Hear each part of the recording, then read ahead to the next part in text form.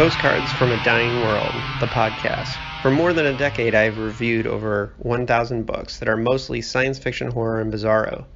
This feed will feature bonus audio I have produced over the years, as well as a monthly digest of reviews based on what I've read each month, plus the occasional bonus material about my own fiction.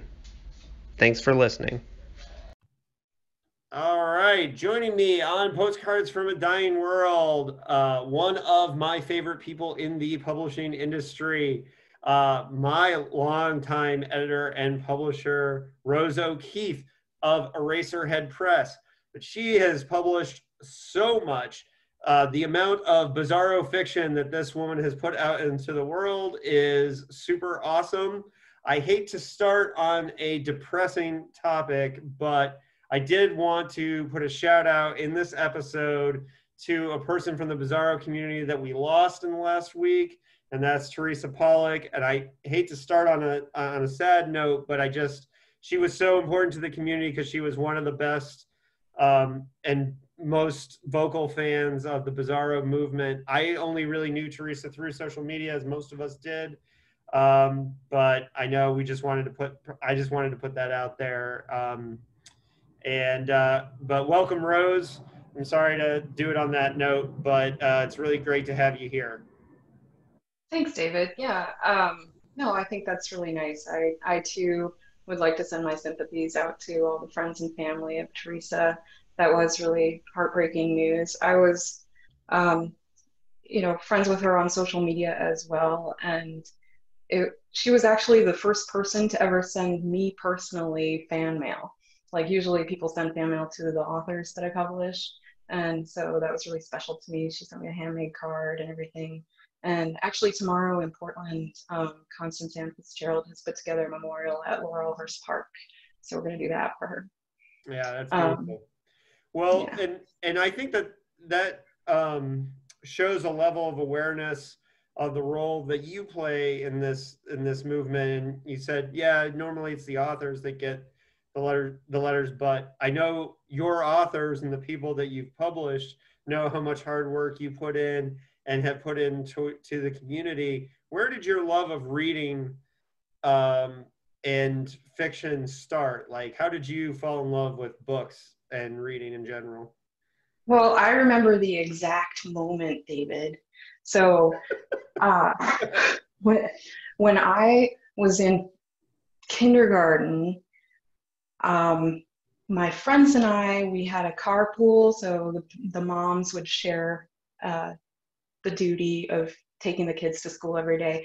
And so I would always ride in a car with all of my group of friends, like 5 other kids, and most of them were a year older than me. So they were all starting to read before I knew how to read. And there was a game that they would play on the way to school where they would read out the billboards or the signs of the shops that we were passing by.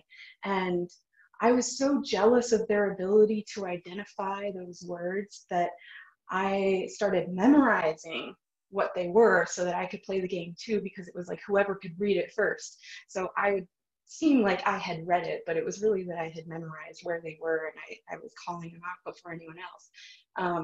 But it gave me this hunger, like jealousy, drive to like, I wanted to learn to read because I knew that I was just faking it. And so I was at school and they gave us those Dick and Jane books. Seriously. It was Arizona, and toward the end of the school year, they let the kids sit outside and we had quiet reading period. It was like 15 minutes or something. So you could sit in the grass and you had your Dick and Jane book and the sun was out and it was always pleasant. It was like my favorite part of school. And we would all just kind of look at the pictures and stare at the words, and they were trying to teach us to read, and I knew the alphabet and everything. But I remember one day sitting in the sun outside in the grass and looking at that book, and then suddenly, like in a flash, it all became clear. I suddenly could read it, and I could read every page, and I could read any other book that I picked up. It was really weird. So it was a really super memorable experience, but from that moment, it was like I had unlocked a secret code, and now I had access to any type of information that I wanted. And I got really into, I mean, before that, I was already into storytelling through, you know, visual media and audio, what do you call it? Oratory. No, anyway, the word's not coming to me, but I'll let you flounder around with that a little bit, but yeah, cool. I'm I'm still having my morning coffee. So that's my story about how I got into reading, and I never stopped. And it was one of those things where my parents were they were pretty aware of what type of media that I was consuming. They limited how much TV I could watch each day. I had an hour. I could choose one thing on PBS. That was the only station I was allowed to watch. And but books, I could read any book I wanted. So that was where it was at. yeah, my father established that rule with me when I was young enough that I wanted to have books, or I wanted anything that anyone was going to spend money on. So when he said, "I'll buy you any book if you can prove to me that you read it," I was like, "I want that one, that one, that one." And you know, it might have backfired on him a little bit, but that's how I became a big fan of Isaac Asimov when I was way too young to understand most of the concepts that were there. But Yeah. But what I think is cool, because I know a little bit just from watching fun stuff that you post on social media, that you have really interesting parents, and I think that a lot of those of us who come to this have really cool like parents that encouraged us in cool ways.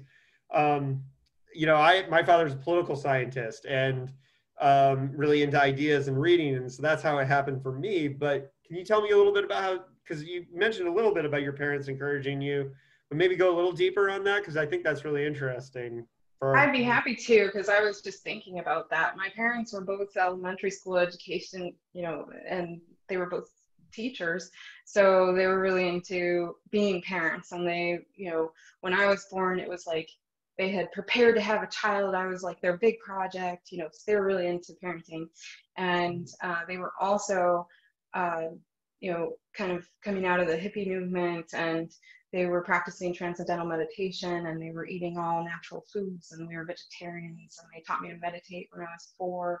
And yeah, they were, like I said, they were kind of really trying to uh, control what I was consuming, because they were aware of the effects and influences that things can have on young minds. So they wanted to feed my mind with nurturing things, which, I mean, as I've grown up, it's kind of interesting because I have very like rosy colored view because of that sort of upbringing. And it wasn't until I got older that I really had to learn how to embrace the dark side of things, and to not walk away from negative, you know, seemingly to the new age eye negativity, you know. And right. that was even things like wearing black. I mean, you look at me now, I'm wearing all black, so clearly like I was a rebel. But I have this interesting mixture because of being so kind of censored in that way. It made me more curious to explore all of those taboo things. And it wasn't taboo in what you would traditionally maybe think, because you know, it was things like eating meat. Oh my gosh, you know, which that's I'm on that page. you have your own personal views about how dark that is. Yeah. But you know, there's like those kind of horror and stuff. I didn't see my first horror film until I was in 4th grade, and it was at a sleepover, and we watched Carrie. That was the first horror film that I saw. And I remember because we were all so scared that nobody could keep their eyes open to see the ending. Like the ending happened with a hand coming out of the grave, you know, there were that last like jump scare shot. And we had to rewind the video and see what happened again, because we all looked at each other and said, "What happened? I don't know, it's too scary." Yeah. Well, I'm always interested in everybody's parents, because I always think it's such an important thing. I remember many years ago at BizarroCon having a conversation with John Skip where I was like, I went really deep to asking him questions about his parents. And it was really funny because John at one point was like, he's like, "Hey, man, I'm really excited by how interested you are in my parents."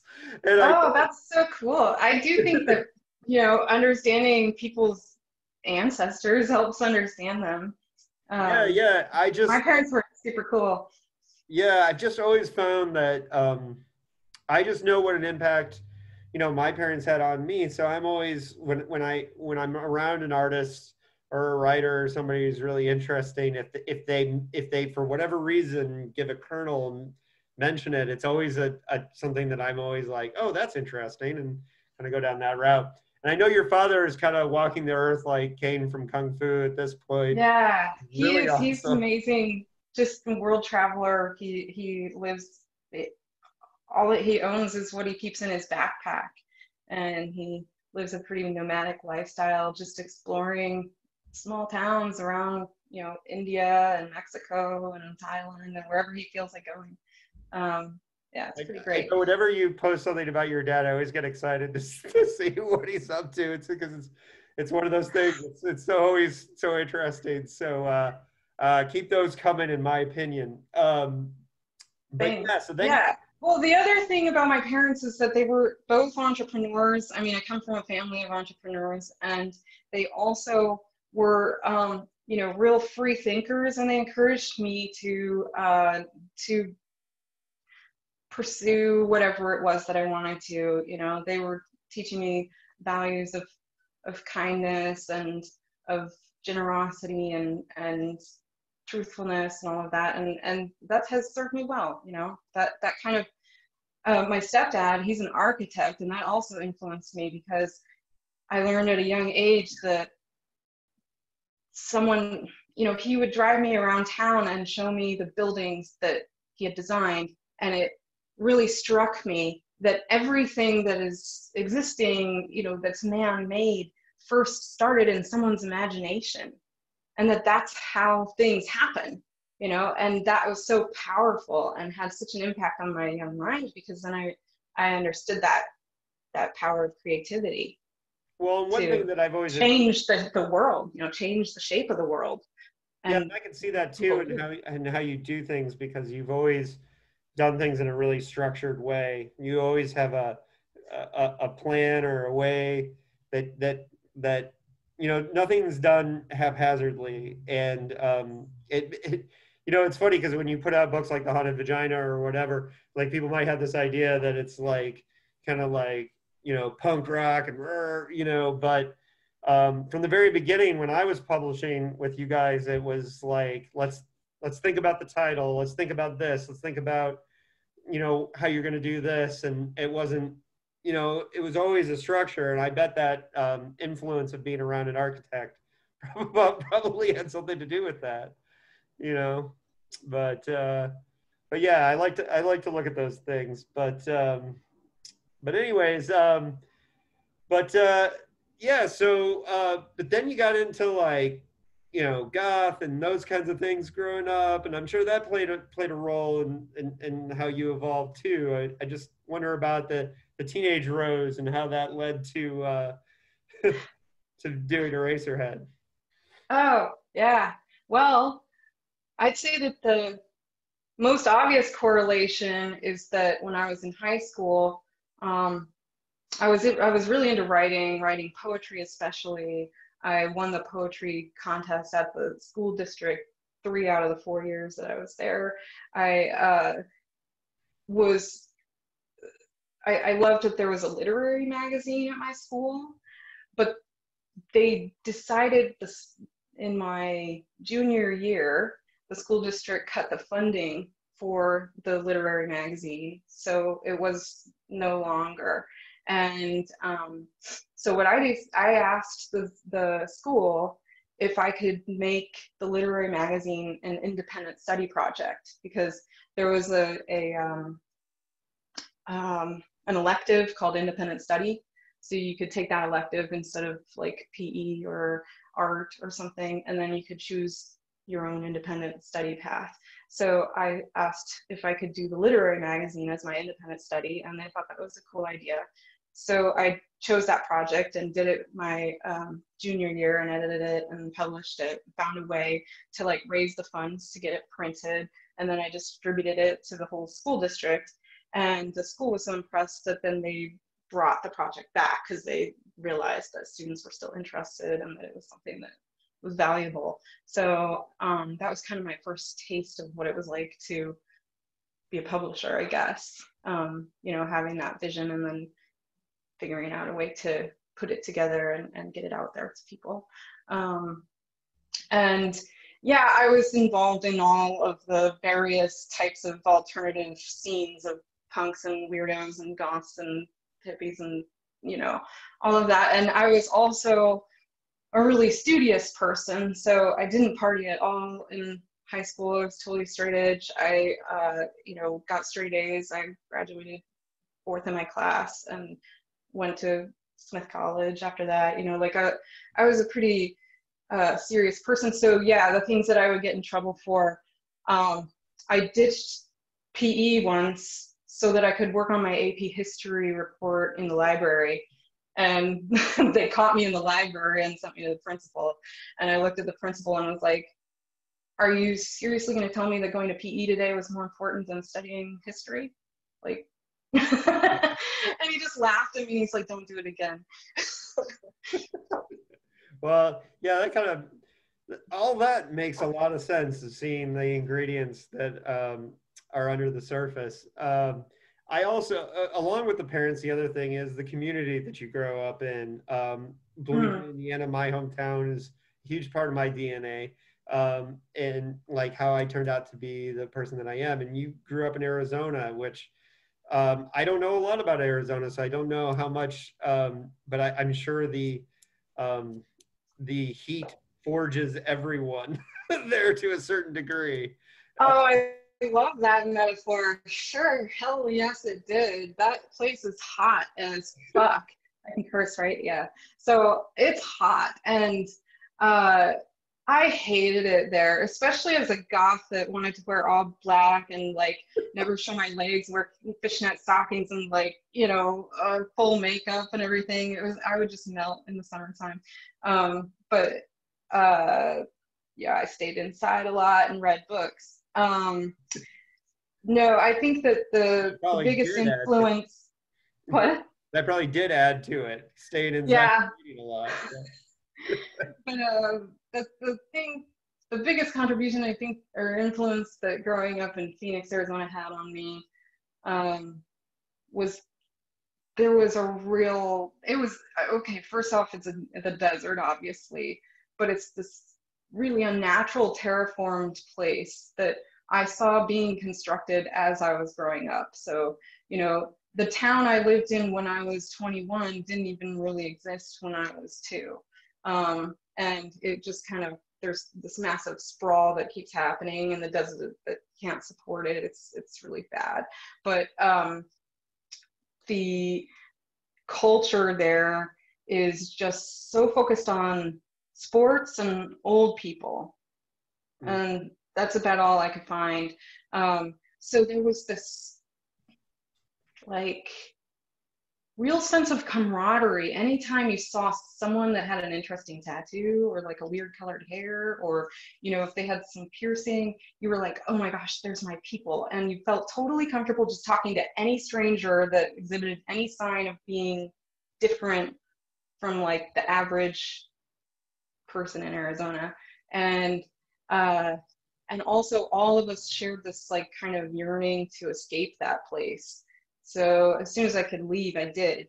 And I was amazed. Like coming to Portland, one of the things that attracted me to Portland was that there was actually an arts culture here and a literary scene. And the fact that people painted their houses different colors, like colorfully, because in Phoenix, everything is this sort of beige, tile roofs, tan, everything looks the same, you know, and anything that lasts for longer than 30 years is torn down and redone. It's like there's no history or yeah, it's a. I mean, I actually like it more now. Because I've fallen back in love with the beauty of the desert, the natural environment of Arizona. I'm absolutely in love with. Mhm. But the city and Phoenix, awful. So yeah. Yeah, I do really enjoy, especially as a stargazer, I enjoy visiting the desert. And Oh, the high desert, like northern Arizona. If you go kind of before you get to the Grand Canyon, off to the east a little bit. Oh my gosh, it's the amazing, most beautiful. What's it called? There's a crater out there. Anyway, you should go yeah, there. well, Anthony Trevino and I did a riding retreat out to the mountains here, the high desert mountains. Julian got a cabin, and it was funny because every night, like I would just put a blanket out on the driveway and just lay down. And I think he was like, "Is he still out there?" Because I would just stare up at the sky and just let my Yeah, mind go.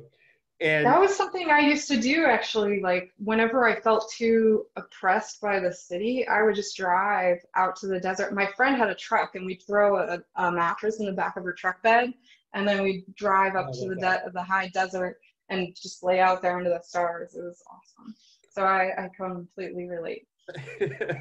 Yeah, well, I was because when we did that retreat, I was on the edge of finishing a novel, and and a lot of it's a first contact novel, and so a lot of it, so like sitting and contemplating the universe is something that was super helpful for those last moments of the book. And we know because a lot of writers in our community have taken advantage of the idea of getting out and going somewhere and doing the retreat. And um, there's something so valuable about like getting out of your own space for a little while. Yeah. I think that what it does is that it allows you to relax and focus. So if you define a specific time that has a start time and an end time, and give Yeah. yourself a specific space where you will feel comfortable yet undisturbed and undistracted, Yeah. and that you kind of you don't necessarily have to know ahead of time what you're going to be doing in there, but you have to get yourself in the right mindset that you're going to work on something. Like that's all you're going to do there, and you're not going to do anything else and outside of sleep or eat or barely do any of that. Then yeah, I think that's one of the most amazing ways to just immerse yourself in your work. And it's been, I've seen it to be especially effective for people that are struggling with getting started on something new. That can really be a good kickstart. Or alternatively, finishing something that is already just kind of languishing and going in and just being like, okay, this is it, we're getting it done. Well, what was cool for Trevino and I was he was starting a book and I was finishing. And Oh. uh, and then we kind of started spitballing some of the ideas for things we want to work on in the future. And our How long did you go? Was it a week or three 5 days. days or what? We did five 5 days. days. Yeah. That's a good time. Yeah. Well, especially since we were doing it together, because with two people in a cabin, it's like that could get a little something. Yeah. But yeah. But speaking of the writing community, I think there is some information out there about how Eraserhead started. There's been, especially, I there Yeah. there's some knowledge of that there were a collective of different publishers and writers and things that kind of came together, and you kind of coalesced them in the beginning, and there were definitely, it wasn't just you, there were other publishers and in the beginning. But yeah, I don't, maybe we should review that a little bit. But like, how did the idea to take publishing, as a step forward for you happen?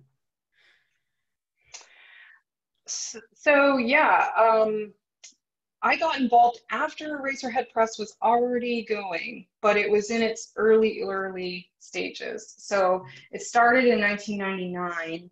Carlton Malik started a chapbook press, and he was hand stapling, photocopied chapbooks of various people's works like Doug Rice and his own work, and some other people. Like, actually, he got some really good writers back then that were at the beginning of their careers, and it's fun to see kind of where they've gone to.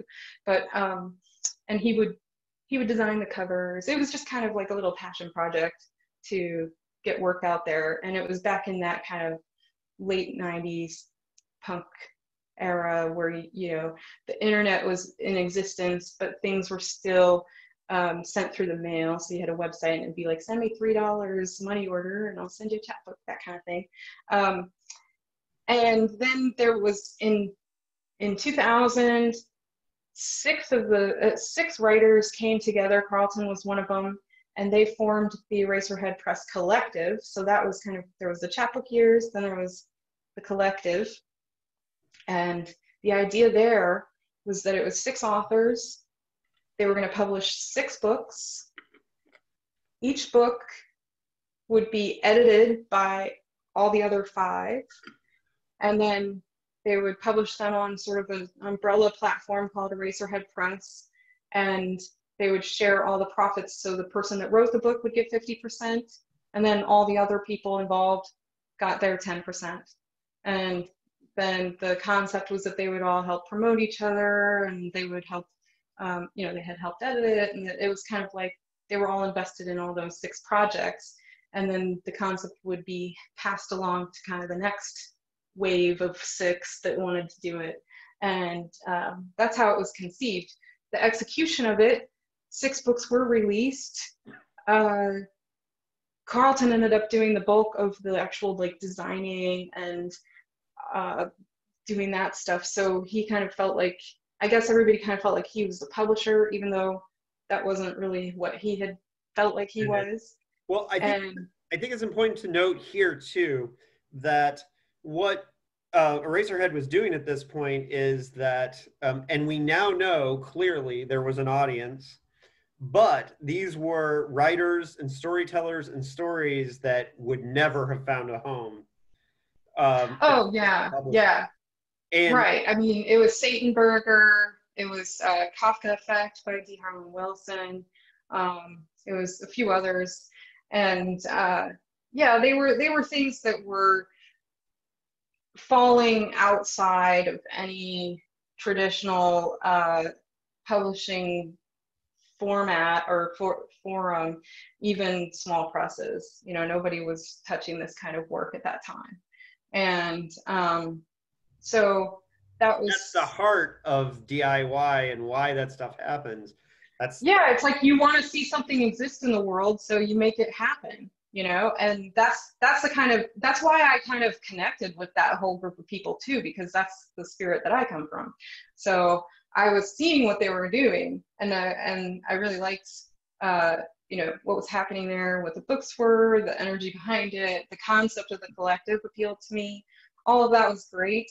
But yeah, there was no leadership involved in that, and it's a bunch of artist egos struggling with each other, and you know, that can get messy. It's not like there was anything bad that happened, but it was just kind of a chaotic, you know, like someone needs to kind of be the engine there, you know. And so I stepped in at a time when it was needing someone that had those skills. And you know, it was about to just kind of fall apart because it didn't have that, but I thought it had potential. I thought, hey, this Eraserhead Press concept, these type of books, there's something to this. Like, if this keeps going, it's going to attract an audience. It's going to get big. Like, I know there are readers that want this stuff. And so so I started getting involved in making that happen. Now, for a second, we know what happened, which was that you guys found readers, you found a niche, you found a market, you found people to go to. There's hundreds of titles. It's really incredible thing. But I want to look at this on a personal level for you. Whatever direction you felt like you were going in your life versus like the commitment that you made to art, to artistic expression, and to doing this business, like, have you ever thought about, I'm sure you have how different your life would be if you didn't have this connection to this art form and to these artists and to doing this, because you became a champion for and personally, because you published a bunch of my work, for a lot of us, you became our champion and somebody who made our dreams be possible. So, you know, I just, that on a personal level, take out the financial whatever, just how different do you feel your life is because of the commitment you made to the art? That's heavy. I'm sorry. I said it, asked it a really heavy way. Yeah. Oh, it's a great question. It's one that gives me pause and have to think first.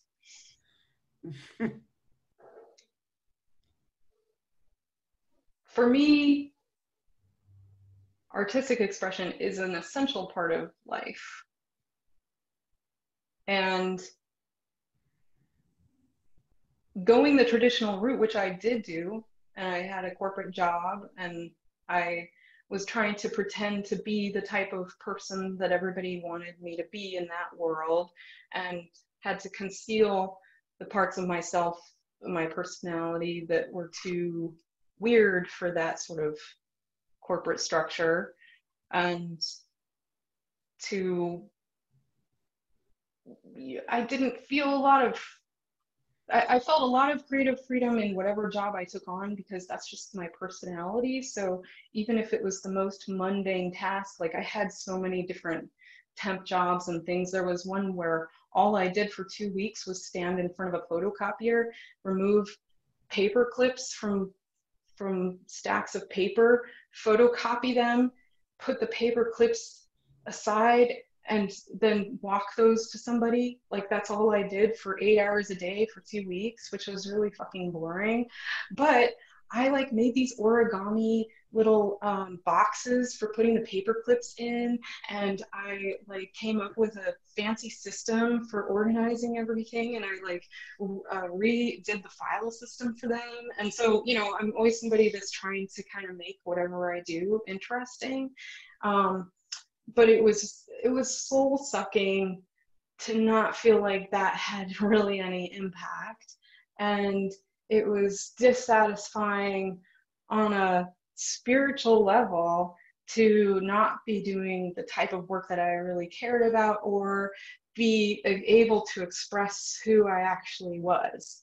And I mean, that's sort of a journey of self-actualization that we all go through in our lives. And, you know, it takes a lot of courage to jump off the cliff and really commit yourself to art, because it's not an easy path. It's not a financially secure path. It's not a super healthy or wise path, but it can be a very fulfilling one. And you just kind of have to prioritize your values, I guess. So the number one important thing to me, my desire to,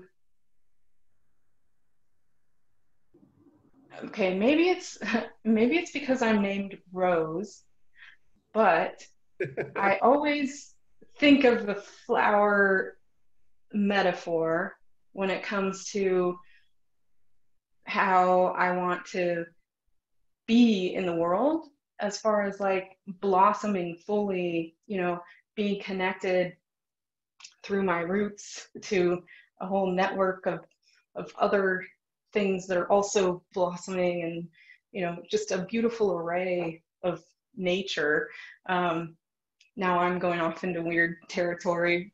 Cool. and, I'm trying to. I'll do you one other one that I think of when I think of you and how you relate to putting to your artists in general. And I thought about this the other day because my Facebook memories came up, you know, 4 years ago, the release of Punk Rock Ghost Story, and you had reposted a video of me like tearing up the boxes and pulling out the books, and you know, you were just as excited for me as, you know, as I was to get the books. And I think you often give off the same kind of love to all your authors that that a teacher does when their students like go on to do really well in class and move forward into the world and do other things. Because also some of your authors have gone on to like really high levels of success. I mean, what's going on with Jeremy Robert Johnson right now with The Loop is just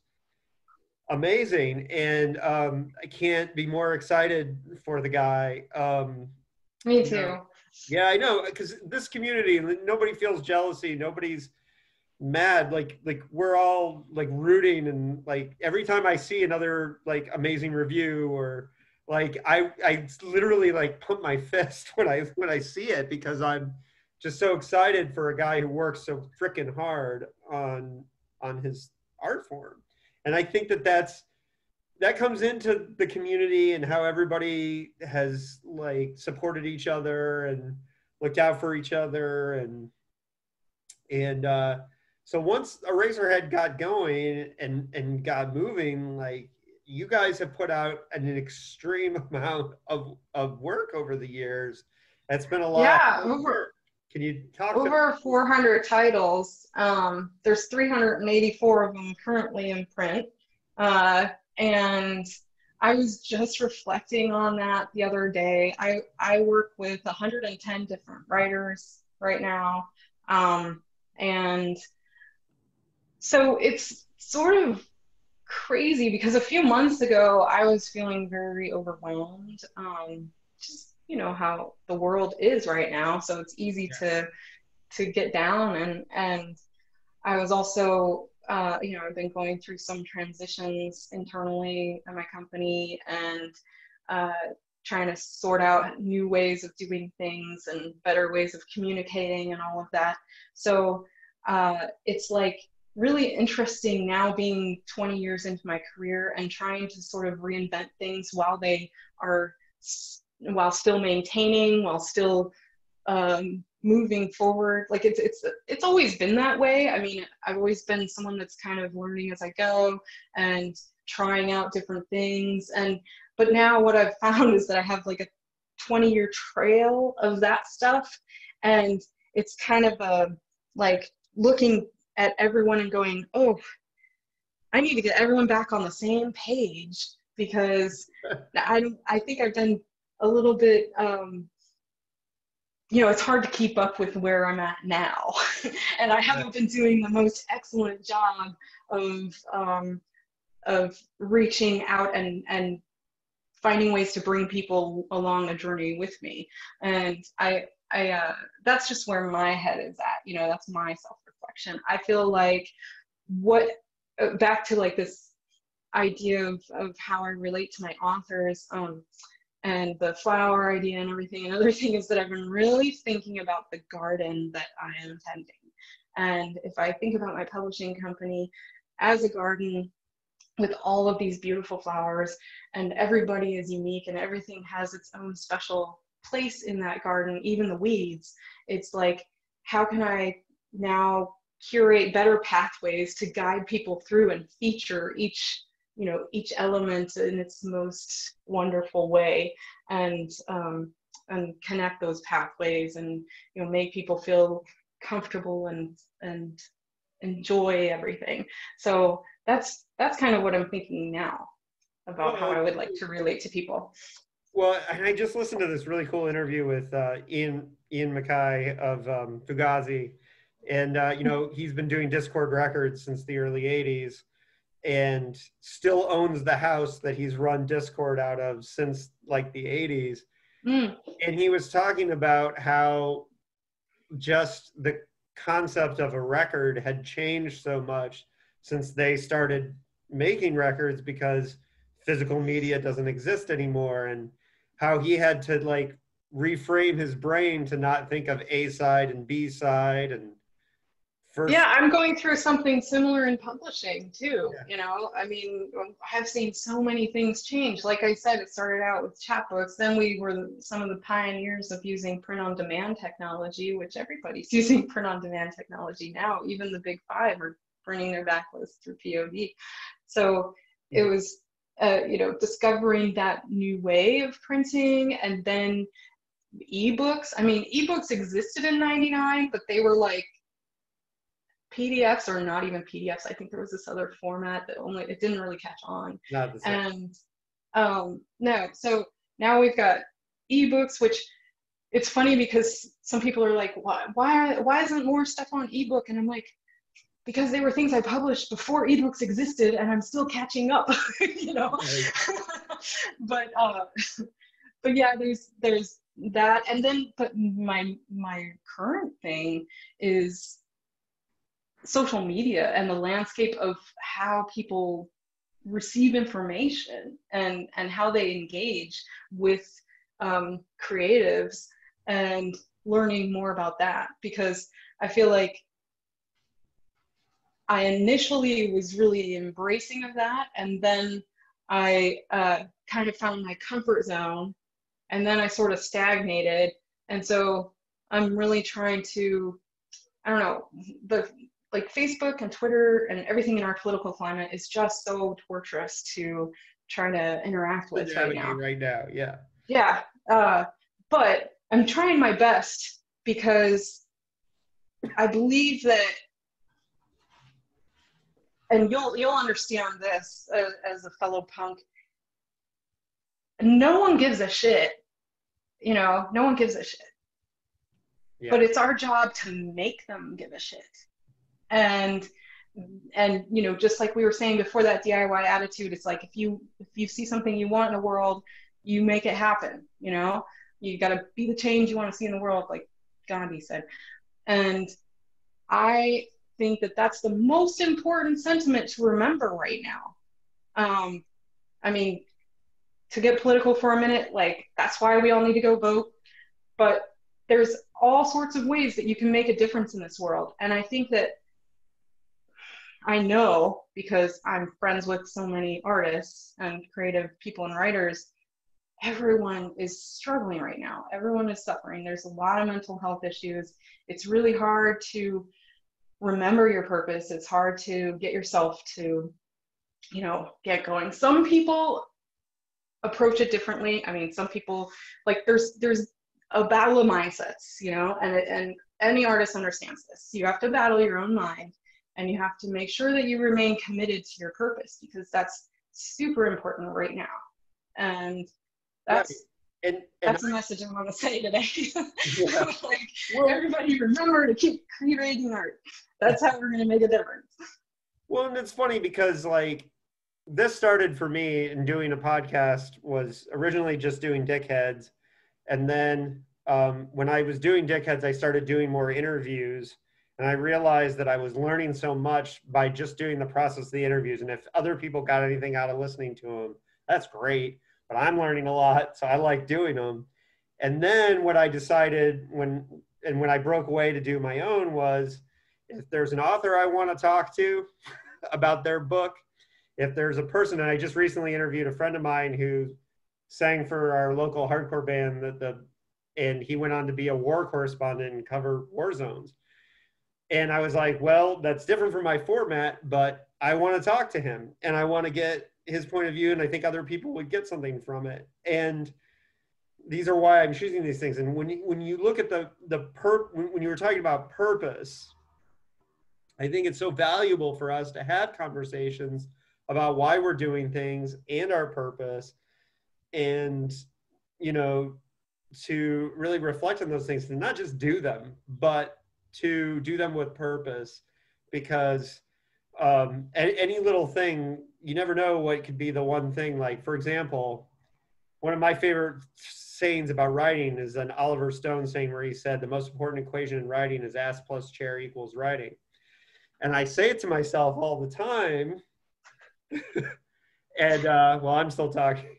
I say it to myself all the time, but it was just a random one thing he said in an interview, right?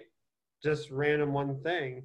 And it spoke to me. And years later, I don't even think he would remember saying it.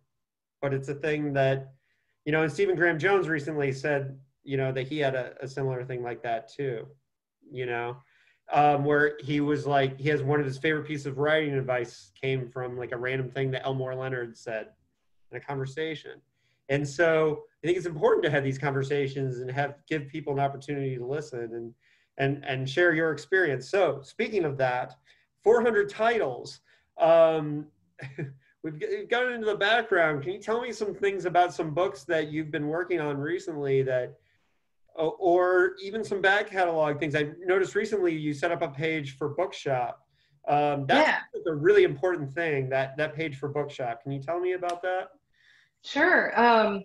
Yeah, I am really excited about this new site. It's called bookshop.org, not com, org. Mm. And it is fueled actually by Ingram distribution. So that's who's doing the order fulfillment on the back end. And our books are distributed through Ingram. So all of them are available through that site.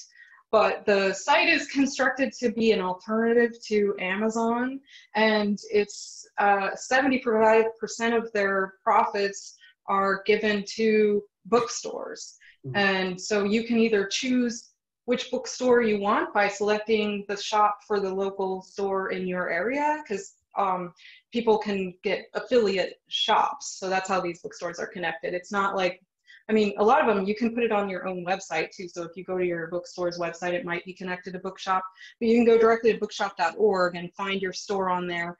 And then if you buy the book through that, the profits will go to them.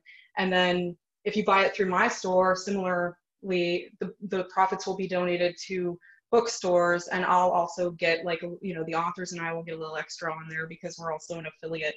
So it's kind of a win-win-win-win situation, because the you know, all the books are always available. They can be fulfilled. Bookstores don't have to have the burden of stocking everything, but they can sell to their customers and to anybody online through this site.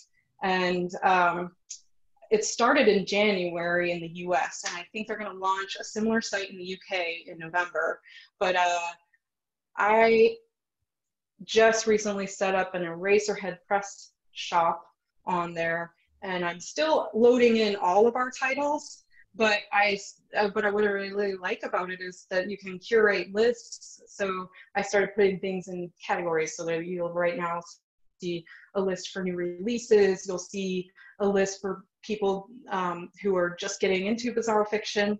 And because there's the HP Lovecraft Film Festival going on this weekend, I created a list for people who like weird fiction and HP Lovecraft, because it's happening online, and usually we go and sell books at that event. So these are like the titles that I would have brought to the event. Yeah, Right. I love that site.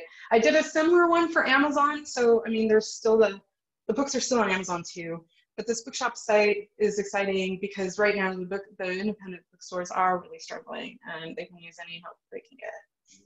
Yeah, and I was really excited because it gives me a way to promote my books to support Mysterious Galaxies, which is our local bookstore that, you know, I really want to support. And so specifically, you know, I looked and saw that I could select Mysterious Galaxies when I buy stuff through Bookshop.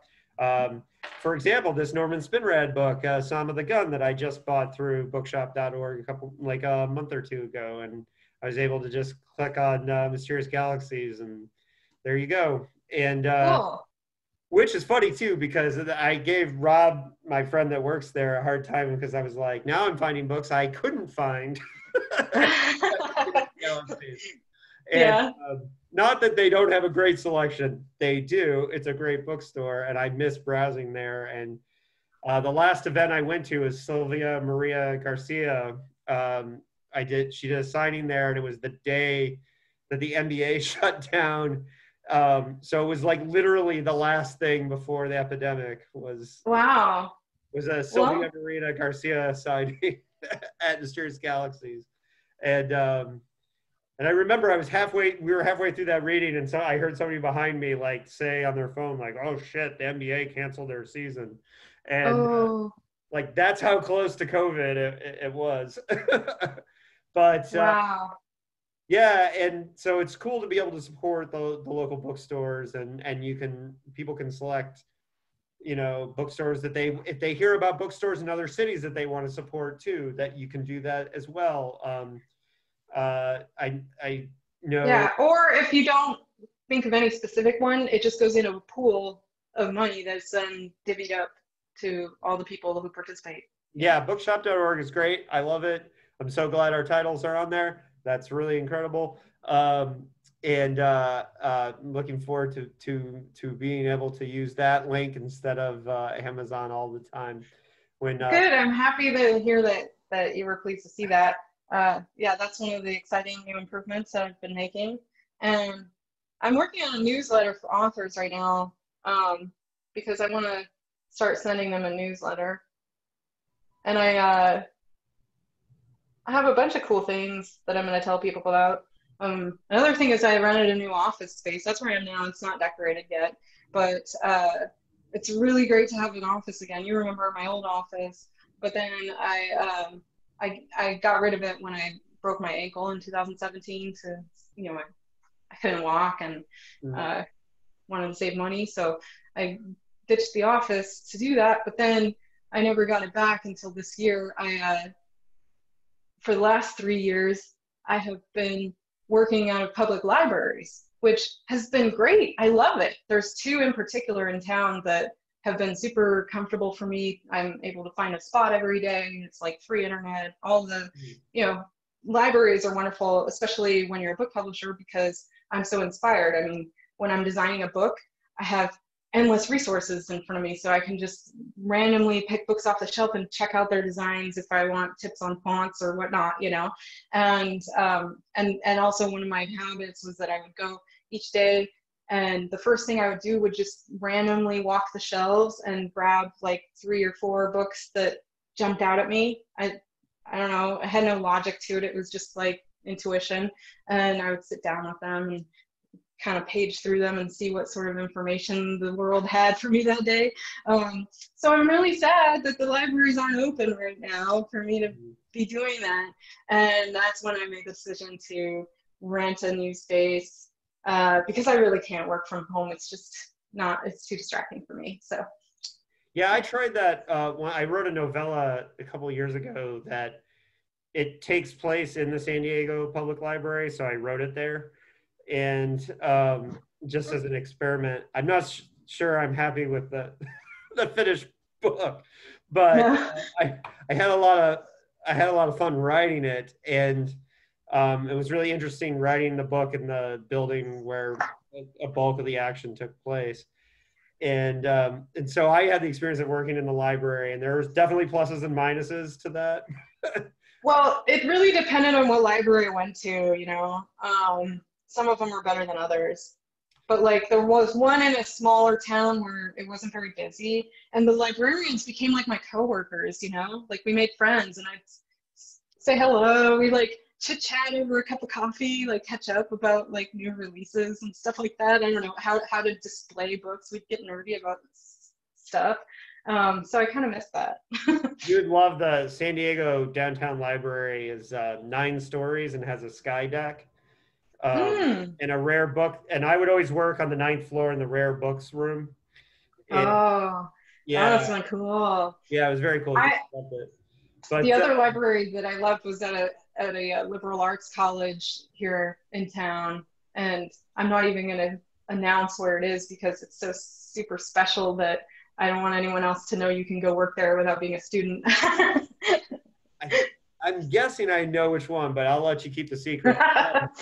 But I could be wrong. But anyways, yeah, so the Portland community has been really, the Bizarro community in Portland locally, like, at least when I lived there, I know like we would meet from time to time, we would have gatherings, we'd like not just for BizarroCon, but just hangout sessions, and it was always a really cool community and fun thing to be a part of. And you know, I think that community feeling is something that comes through in the way that the books present themselves, because they're not just a catalog of titles, it's a community, and I think that's obvious. And I don't really have a question there. I just really wanted, for one thing, I just wanted to put that out there that it is real. That is a thing that exists. Portland's not perfect. There's pluses and minuses to it. Uh-huh. There's things I miss about Portland. I'm still repping. But Yeah, and I'm repping your hometown. that's right, you are. And but the thing about it is that community now is so hard to come by because we're in this pandemic situation. We have to do it Mm-hmm. through Zoom and all that. How have you been? You said you've been thinking about this. Do you want to give us any spoilers, or you wanna hold on to those ideas till they're ready? That's a good question. Let me consider. What I will say is that it's been tough, dude. Like, we have, okay, first of all, we have been staying in touch. I mean, our first actual gathering of the Portland people since this quarantine happened is tomorrow at the Teresa Pollock Memorial. So that's an interesting time to gather. But we're just going to wear masks and stand in the park, you know. We haven't really done any online things. I've been talking to people individually. So where I'm at is that, like, when the lockdown first started, I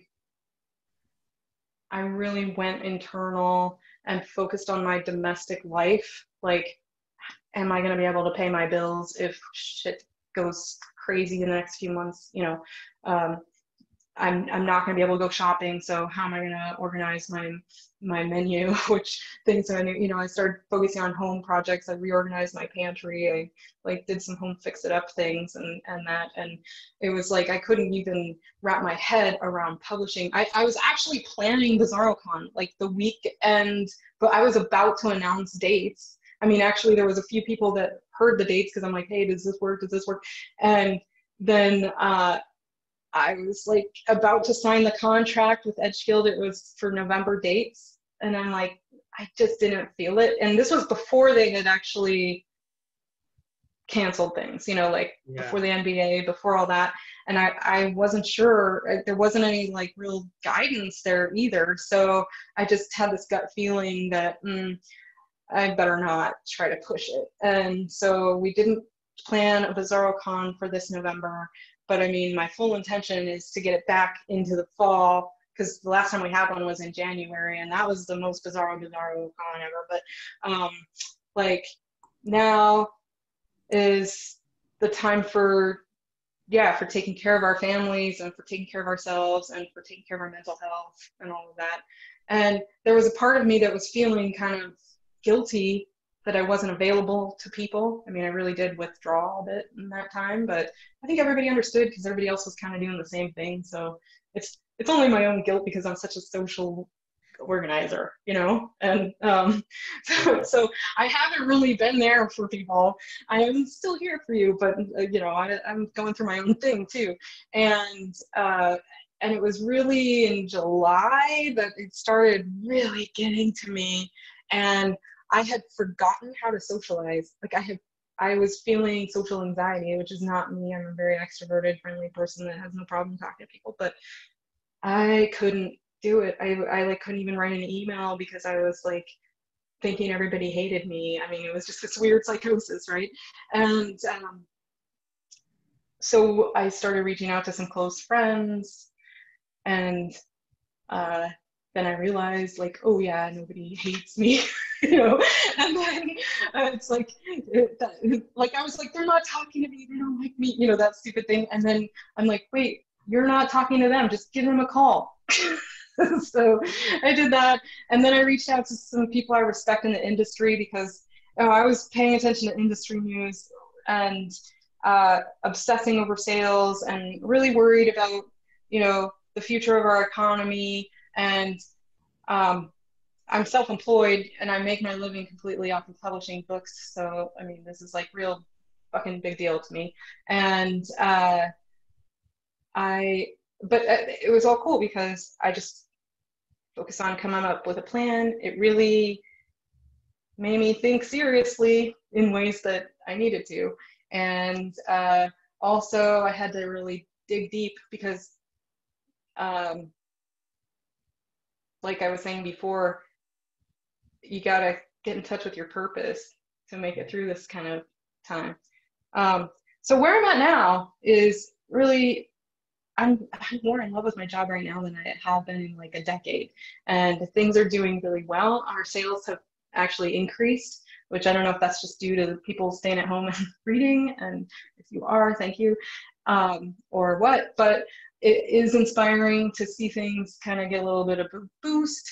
I am focusing on a campaign this month called Bizarro October, and we're going to be just encouraging people to read and write bizarro fiction. So that's part of the thing that I'm sending in my author newsletter. I know it's like the third and I haven't told everybody all the details yet, but my idea there is just to, in whatever ways that you can, get out the word about bizarro and kind of like bring some more community spirit back to life, because I'm writing out, you know, like I said, I was withdrawn before, but now I'm like, okay, let's come back to life. Let's reconnect, because I don't know about you. I mean, maybe that's how you're feeling too, because we're talking now, but it's like, I just am starved for connecting with people right now. So thank you. Well, I can say this. I did sense your energy recently, and like I could sense just through online stuff that I could sense your energy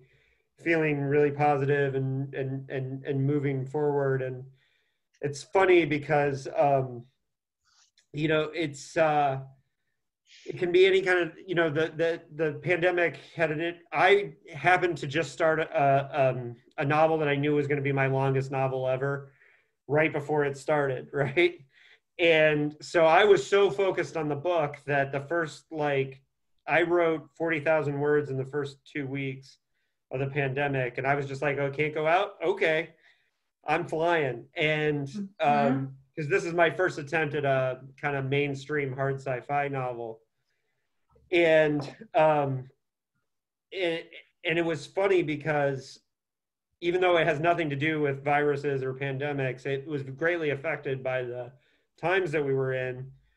I had outlined this book 5 years before the pandemic, and in the outline, I had a scene where a character is going into a grocery store and finding empty shelves and like looking for things. And it was funny because there was a scene in the book that got totally inspired by the fact that the day before I wrote it, I went into the grocery store and the only pasta on the shelf was kale pasta, like in the corner, right? And so then, like, I outlined this scene 5 years earlier, having no idea that now I'm going to add this detail about the kale pasta because I'm living it. And the book became much more of an exercise in talking about partisan politics than I ever imagined, you know. And I recently did an interview with Josh Mallerman, and he was talking about how he could not have foreseen when he wrote Mallory, the sequel, that the debate over whether to wear the blindfold or not would be such an allegory for the masks in our world. And like, he just was not seeing that coming, right? Fascinating. Yeah. And all of our perspectives on the pandemic are individual, but we're having I think now having this ability to communicate and to talk about things, we can, like, you know, I think we're going to start to see how it's affecting our art and in interesting ways. And it's funny because people don't want to write about it directly. I know everyone's like, every book takes place before 2020 right now. And I understand that. And I just decided to write another world. But, you know, we now have this chance to bring people back to our community and to, like, say, like, here's the books, here's what we're doing. And I know you just put out a new book with an author I hadn't heard of before. So can you tell me about this book and yeah, I'm really excited. So the book that we just released on October 1st is called Captain Clive's Dream World, and it's by John Bassoff, and you would love him. He lives in Colorado, and he's a super cool dude. He's kind kind of on the like he's one of those people that was in sort of like the crime noir scene, with J. David Osborne and Michael Kosecki's, like when they were in Butchercon and stuff. I think that he's, familiar with that end of things, and his work does have like sometimes that element, but really it's like this dark and gritty, often urban settings. And this book in particular is very Lynchian, kind of Twin Peaks, and mixed with like Stepford Wives and Twilight Zone. And it takes place in this small desert town that is constructed next to a former glorious theme park. And it was kind of inspired from his visit to Disney World, where he learned about this utopian vision, a vision for this utopian town suburb to be constructed next to, I don't know if it exists or not, but outside of Disney World.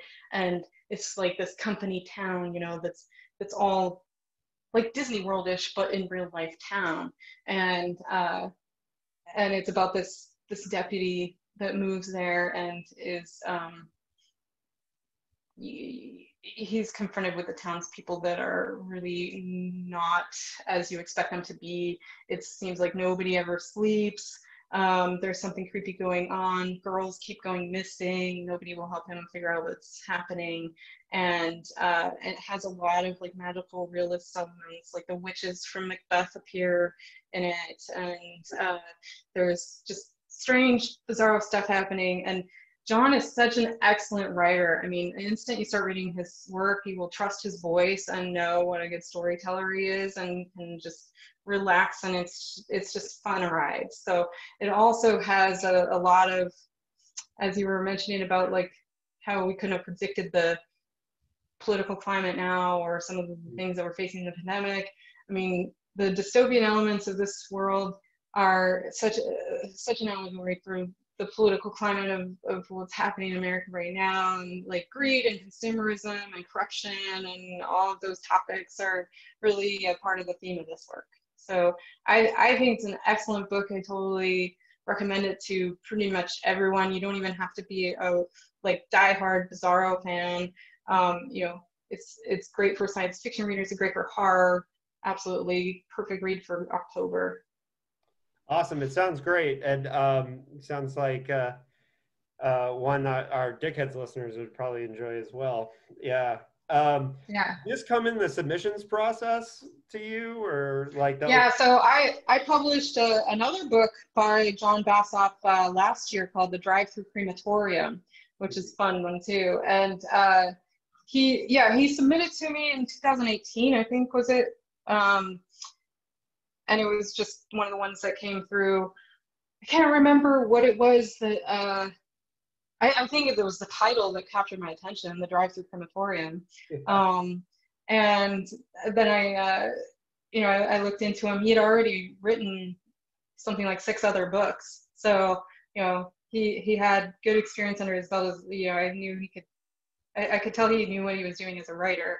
And then once I decided to accept his book and I talked to him on the phone, we just clicked right away. He's like a Jeremy or Cody kind of guy. That's why I say you would really like him, because he's really charismatic. He's a school teacher. Oh yeah, that's another reason why you may connect with him. So I would definitely say you should reach out to him, David. Yeah. Definitely check out his book, and probably I'm trying to bring as many writers as I can on the podcast, for beyond the fact that, I believe in the bookosphere and supporting other books. I believe in that karma. But I also just love the chance to learn. And that's one of the reasons why too. And people will notice probably they've gotten to this point in the interview, I've tried to talk less about who you've published, because I'm more interested in hearing about Rose, because we know a lot about the Carlton Mellicks, the Jeremy Robert Johnsons, the Cameron Pierces, because they do a lot of interviews promoting their books, and they do a lot of that stuff. And I wanted to get a flavor for, or I wanted everyone to get it, because I've worked with you and I know what it's like to work with you, but I wanted people to understand that, like, how well thought out everything is behind the scenes with Eraserhead. And so moving forward, I suspect that we're going to see a bunch of really new and interesting, awesome projects so that people can follow along. Do you have any other books coming out soon that you might, or near future ones that you're working on? Yeah, I do. I had a whole list of them pulled up on my computer until I just realized it had shut itself off. So give me a minute to pull that back up. But yeah, I mean, I kind of pushed a lot of the books that I had planned earlier in this year back when COVID happened, because the future was just so unclear that I couldn't wrap my head around how to conceive of promoting a book or proceeding. You know, I had to focus on different priorities at that time. So I kind of told everybody, hey, if you don't mind, let's just kind of wait until we see what's going on. Well, and you never know what it's going to be, because sometimes too, like a random thing, like I know a couple months ago, because you know I don't get a ton of I don't get a ton of sales every month, but like a month or two ago, I had just like this tiny little uptick, and I was Oh like, yeah, trying to figure out what it was, and yeah. I was talking about wildfires, and I think Mm. talking about wildfires sold a couple copies of Ring of Fire, because Mm. I was saying like I think I was actually saying it's hard to promote a book about wildfires when these horrible things are happening. And then people And were that like, worked. "Wait, what did you say about wildfires?" You know, and I like I don't. You never know what it is. Like, could be like the one thing that promotes sales. So we got that list going now, or Yeah, it's back.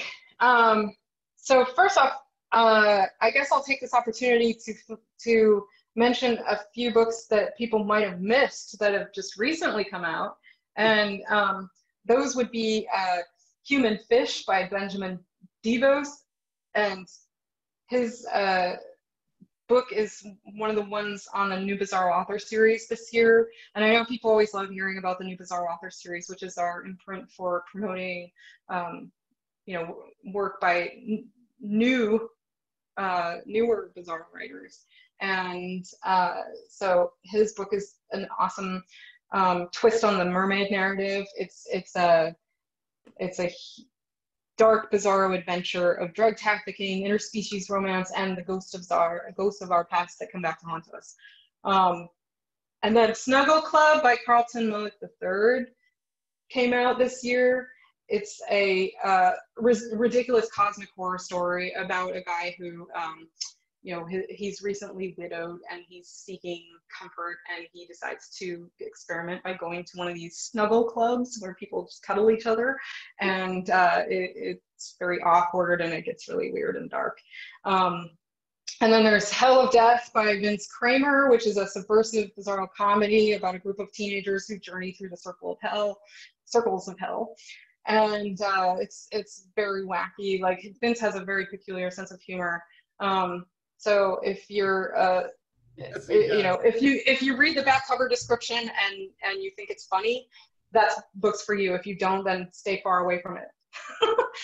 The Little Punk Princess by Sarah Karasek, which is a dystopian punk rock fairy tale. She's another one of the New Bizarre authors, Sarah. And I think she just did an interview on the Bazan podcast, so you can learn more about her there. Hope that's okay to plug. Oh yeah. Please. I'm like, wait, I just promoted another podcast on this podcast. Okay, cool. No. I've been on Bazan too, so I like break. So please do.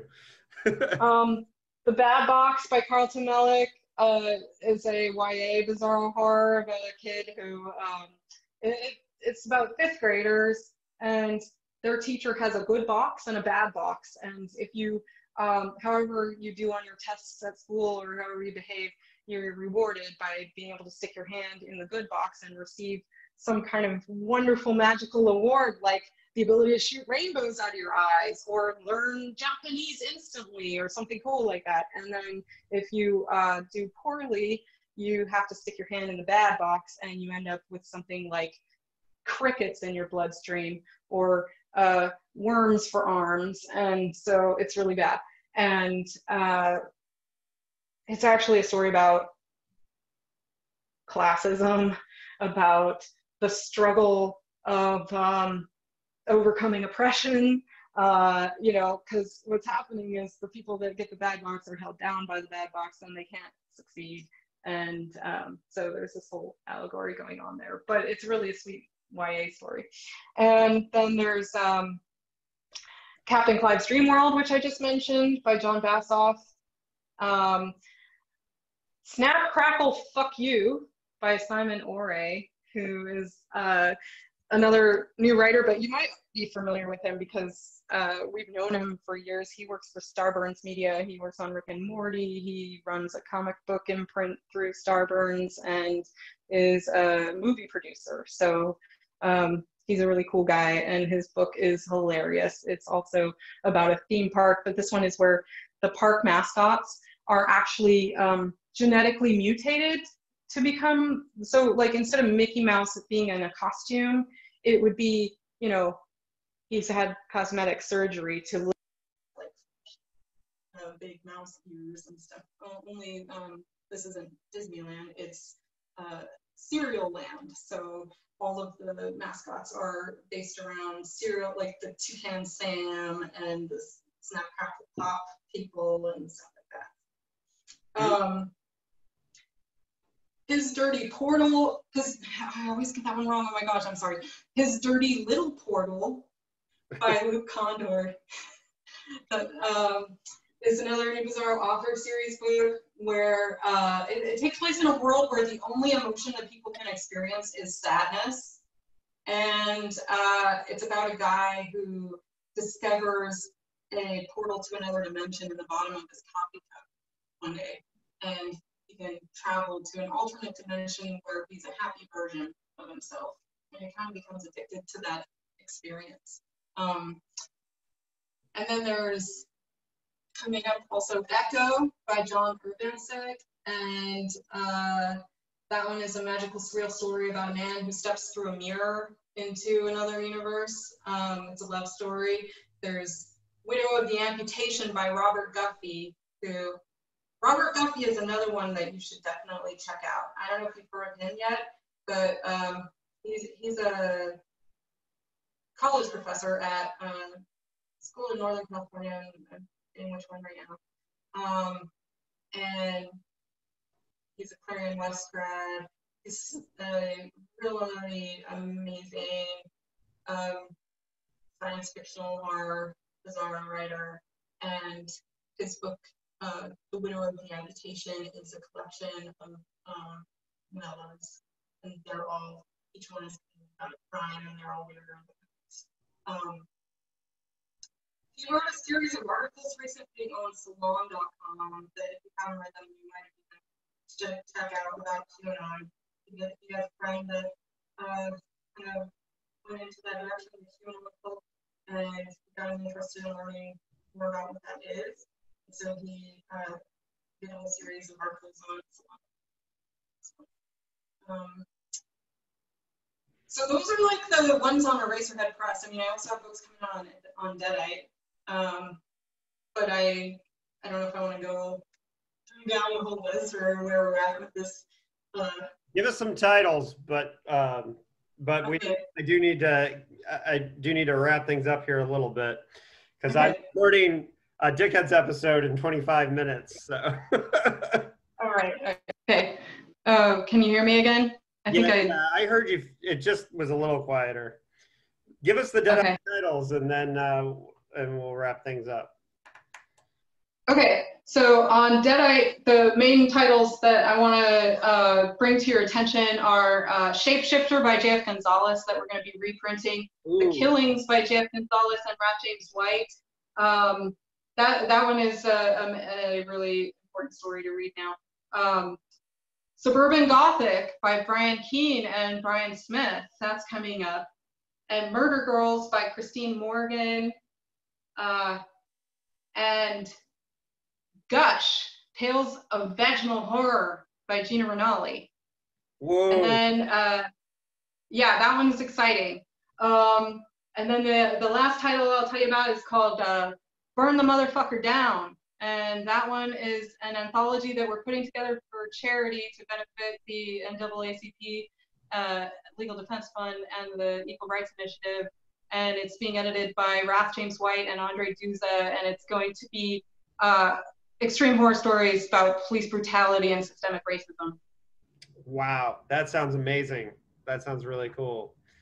Wow, that's a really cool lineup. I'm super, I'm excited about anything Gina does. So you hit me with the new Gina title. I didn't know it was coming. So that's. I know. I've been kind of holding a secret because it's really an exciting collection of hers. It's all about, as I said, vaginal horror.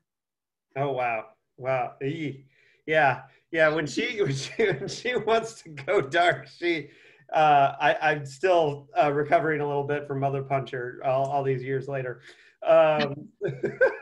But Rose, it was awesome to speak with you. I'm really just excited to spread the word about everything that you're doing, and we'll probably do it again in the future. I think this is really good for people to hear too, just because I think the other thing too is like all of us kind of had those struggles early on this time. Well, a lot of us did. I was too busy writing. I was too focused. But and that's the thing, is one of the things that's helped about doing 3 podcasts in addition to writing this is that I just have been keeping myself busy. And that works for some people. I know it doesn't work. David, it's like, what we have to remember is that when everything else is out of control, the things that we do have control over, and they're the only things that we ever have control over, are our own thoughts, our own words, and our own actions. So keep doing your thing. Like that's how you can make sense of everything. Absolutely, absolutely, and you too. And I'll have links in the show notes for everybody for the bookshop page and all that. And keep up all the awesome work that you do. Thanks, Rose. Thank you. Thanks.